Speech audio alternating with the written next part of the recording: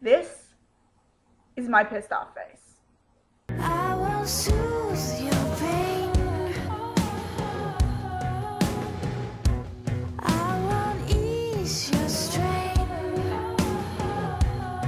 I got nothing for you to gain. Hey everybody, welcome to Furry Friday. We have made it to the end of the week. Thank God. And unfortunately, there isn't really any Furry Friday news to tell you.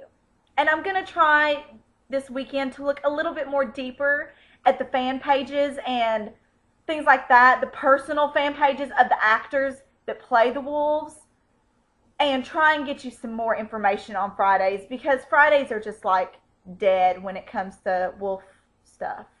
So if you all know of anything, don't hesitate to email us at ApplesnFeathers@gmail.com and let us know if you have any wolf news that you want us to share with the world. I kind of am a little upset today.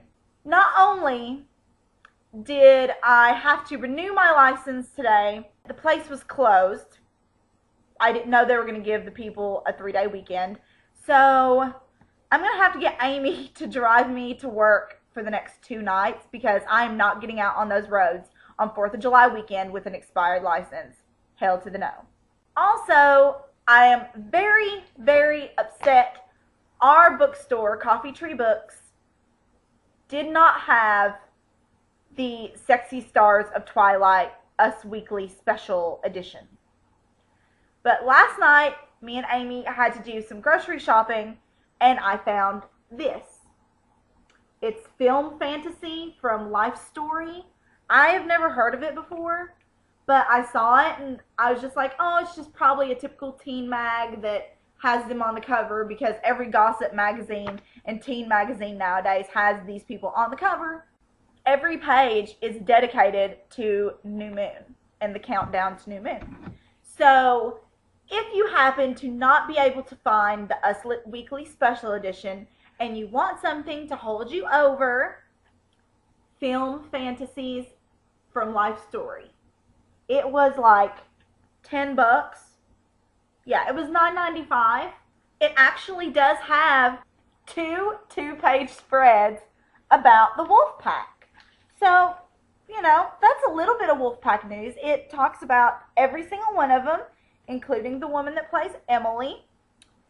So, yeah. So if you can't find your Us Weekly Special Edition, go out and pick up this. Plus, P.S., it has this awesome art. Let me see if you all can see that. It has this really beautiful art piece on the back of it. It's really pretty. I think maybe after I get done reading it, I'm going to like take it apart, and maybe frame some stuff, because a miniature version of the New Moon poster is in here. And some pictures of Rob. Yay! Pictures of Taylor. Woo woo. Pictures of Kristen. And the very last page is Whispers of Eclipse.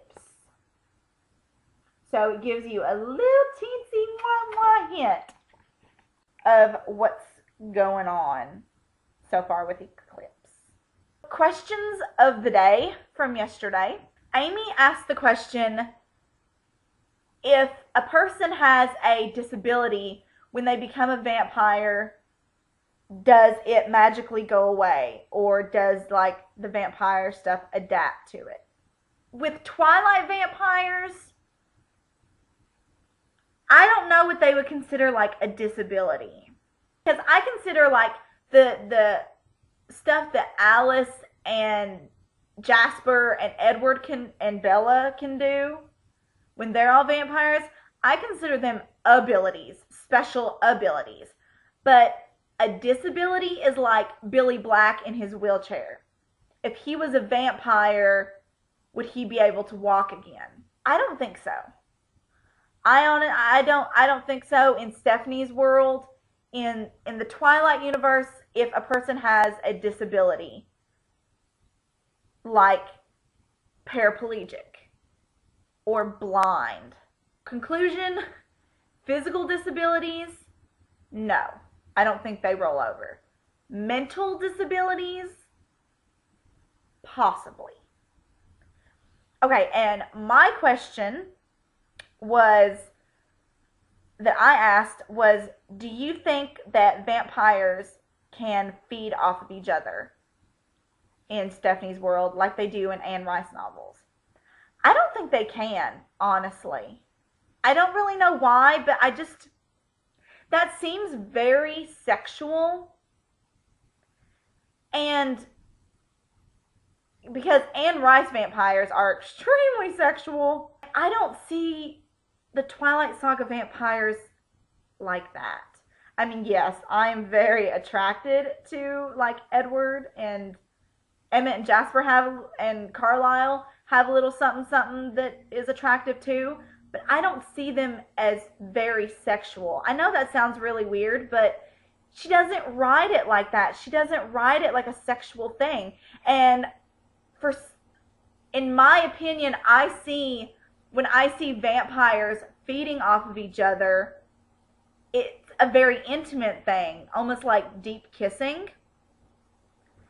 So I can't see it. Of course, I'm seeing it from a sexual perspective, an adult perspective.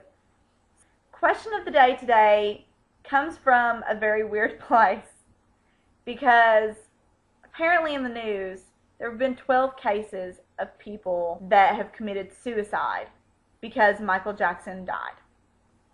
I know this is a little morbid, but question of the day today is, do you think that if Robert Pattinson died tomorrow, there would be fans out there that would commit suicide? Do you think that he is a big star for that? Or do you think he still has a little bit of rising fame to go before it hits that? Hopefully it will never hit that. But if you have an opinion on this question, leave a comment down in the bottom. And don't forget to go check out our blog for extra features and extra conversations at ApplesnFeathers.blogspot.com. Till next week, be safe.